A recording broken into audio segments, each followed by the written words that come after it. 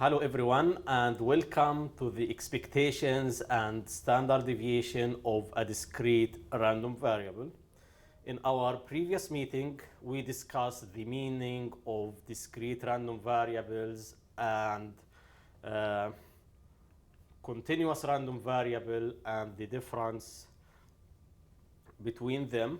So here I just want to remind you that a discrete random variable takes on finite or countably infinite set of values, which means we can count them. And if we have a discrete random variable, then the probability distribution satisfies the following two properties. Number one, the probability of any xi is between 0 and 1. Number two, the sum of the probabilities is 1. So this is what we have discussed in our previous meeting. So today we are going to focus on the expectation or the mean and the variance or the standard deviation of any discrete random variable. All right, so the expectation or the mean of any discrete random variable is given by this formula. Ex means the expected value of x, where x is a discrete random variable, equals summation xi times the probability of xi. So if you remember, this is an example of discrete random variable. Suppose those are xi and this is probability that the random variable x equals xi. Right, so let's just give three numbers 0, 1, and 2. The probability here, let's say 0.3, 0.4, and 0.3. So this is an example of discrete random variable. As you see, each probability is between 0 and 1, and the sum of the probabilities is 1. So this is a discrete random variable. And if the question is what is the expected value or what is the mean of x, the formula is summation xi times probability that the random variable equals xi. So this formula simply says you have to multiply each xi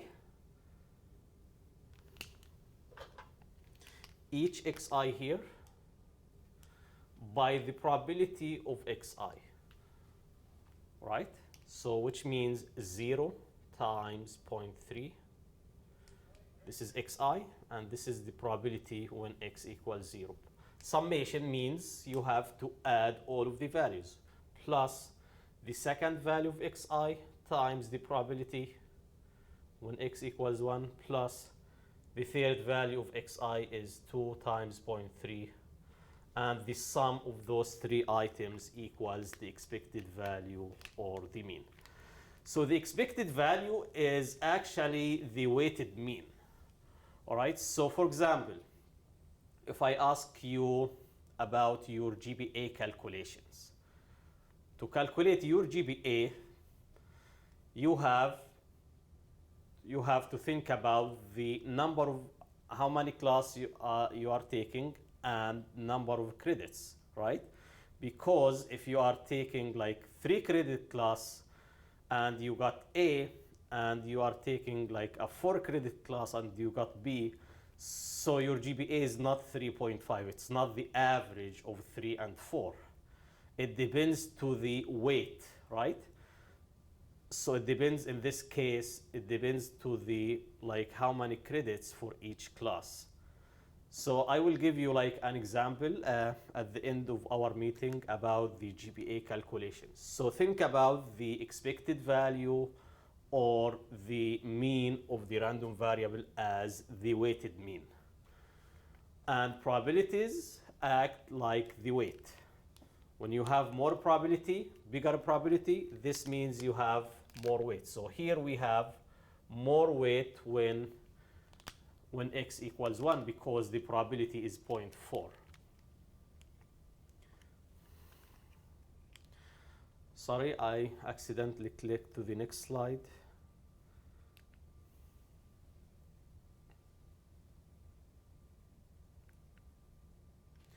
All right. So as I mentioned, probabilities act as the weight. So in this example, we have more weight when x equals 1.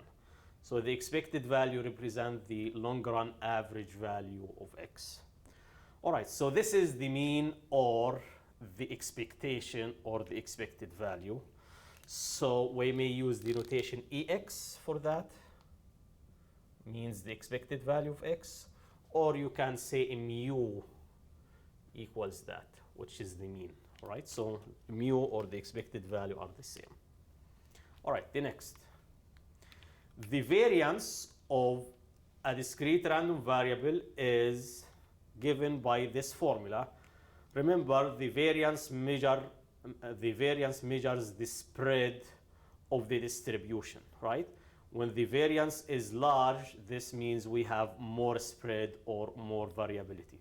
So the variance is given by summation xi minus mu square. Mu is the expected value or the mean that we just calculate from here, right? So to find the variance, you have to calculate the mean or the expected value first. So it's summation xi minus mu means from each number here, we have to subtract the expected value or the mean, and then we square that, and then we multiply by the probability. All right, so this is how we measure the variance of any discrete random variable. If I ask you what is the standard deviation, the standard deviation is simply the square root of the variance. So you just have to find the variance and take the square root of the variance, or just take the square root of this formula here. It gives you the standard deviation. All right, so if you look at this example, it's called fair die, because if you look at each number in the sample space, the numbers 1 to 6, the probability of each xi is 1 over 6. So this is an example of fair die. So probability of 1 is 1 over 6, probability of 2 is 1 over 6, and so on. So what is the expected value? The expected value is, here is the formula. Summation xi times probability of xi. So here we have the values of xi are 1, 2, 3, 4, 5, 6, right? So, and the probability of each number is 1 over 6. All right, so which means 1 times 1 over 6 plus 2 times 1 over 6 plus the last one 6 times 1 over 6. And the answer should be 3.5. This is the expectation or the mean. Now, there is a nice notation here because all of the probabilities are the same. This answer, 3.5, actually is the average of the numbers 1 to 6, right? Because they have the same weight, right? So the weight of each xi is 1/6, right? So the expectation, just simply the average of those numbers. So you can just say 1 plus 2 plus 3 plus 4 plus 5 plus 6 divided by 6. It should be 3.5, right? So this is the expected value or the mean.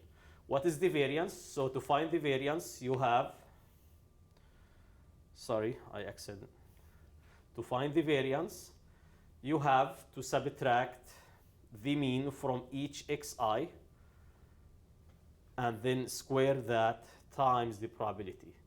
So which means, so the variance, let me do it here, summation, the first value of x is 0, so 0 minus the mean is 3.5 square.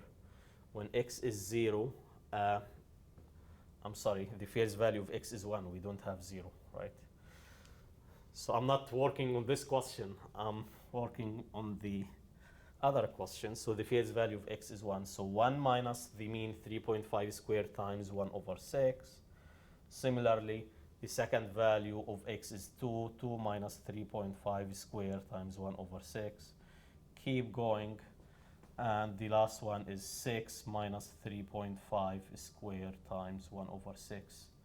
All right, so the answer should be 35 divided by 12, or 2.29. So this is the variance.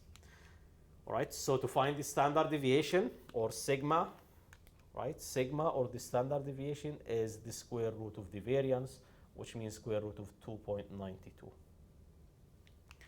All right, so this is an example of expectation and variance of a discrete random variable. We have a bias coin here. Bias coin means probability of head is not 1/2. So we know if the coin is fair, then probability of head is 1/2, probability of tail is 1/2. Here we have a bias coin because probability of 0 is 0.3. Let's say like 0 means x is the number of heads, right? So number of heads equals 0 means probability of tail equals 0.3 and probability of head equals 0.7. So as you see, it's not 50-50%, it's 0.3 and 0.7. This is called bias coin. So the question is, find the expected value and the standard deviation of x. All right, so in this question, maybe we can create like small table here. So this is xi and probability that the random variable x equals, this is lowercase, right? And lowercase here. The values of xi are just 0 and 1. The probability of 0 is 0.3. The probability of 1 is 0.7. So the expected value, or the expectation, is given by mu is summation x times f of x, which means 0 times 0.3 plus 1 times 0.7. So 0 plus 0.7 is 0.7. So this is the expected value. And to find the variance, let's do it here. Variance of x equals summation xi minus mu. Mu in this case is 0.7. 0.7 squared times p of probability of xi. Right? And here I is from 1 to 2 because we only have two values of x, right? All right. So the first value of x is 0. So 0 minus 0.7 square times, when x is 0, the probability is 0.3, plus the second value of x is 1.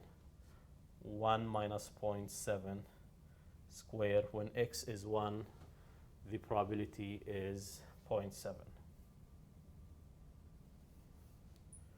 All right, so if you calculate that, it should be, the variance should be 0.21. So the variance of the random variable is 0.21, but we have to find the standard deviation. So the standard deviation, simply standard deviation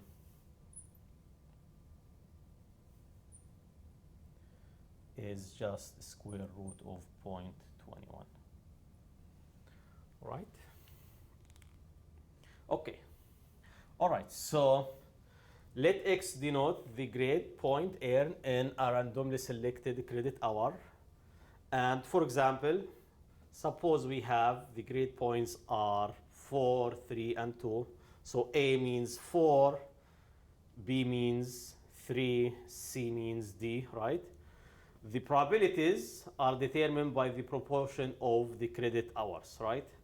So the GPA is then given by this formula. The expected value is summation xi times the probability of xi. Xi is your grade, like if it's A, this means 4, B means 3, and the probability is the proportion of the credit hour. For example, let's say this semester you are taking 3 classes, okay? And let's say, let me just write. So let's say the first class, the grade. In the first class you got A, in the second class you got B, and the third class you got C. All right, and so A means 4, B means 3, C means 2. Maybe this is the grade point, the grade as a point, not as a letter. All right, and let's say this is, here you have 6, 9, and 3. So the total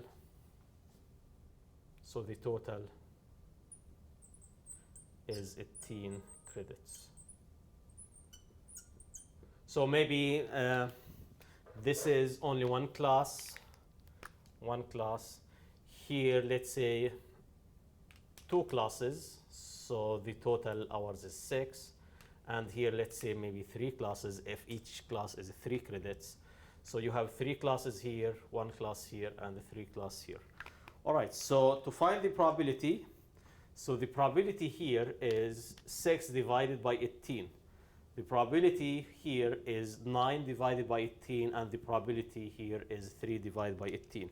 So to find the expected value, you just have to create this table with x, and those are x, and probability that the random variable x equals small x. Right? So x could be 4, 3, or 2. Probability of getting 4 is 6 divided by 18, or you can simplify it. It's 1/3. Here 9 divided by 18, or 1/2.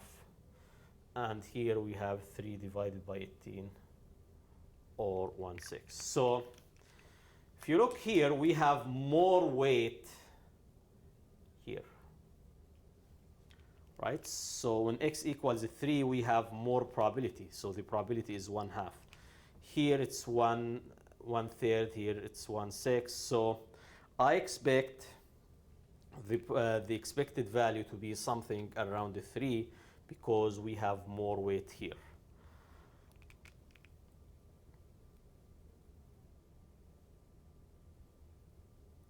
Right? Okay, so to find the expected value,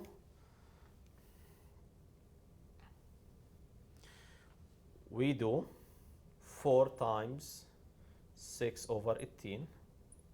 So this is the mean, or the expected value, plus 3 times 9 over 18 plus 2.3 over 18, right? And if you simplify, or if you add, you should get 3.17. So your GPA should be 3.17, because here you have more classes, right? So here you have 9 credits, and you got B for them, right? And here you have less weight. You have less weight when x equals 2. So you have more weight here than here, and you have less weight here. So it makes sense, so 3.17. Now, if all of them, if the number of classes are the same, then your GPA is simply the average of those, right? Because the probability in this case is the same, and this is very similar to the first example we discussed. All right, thank you.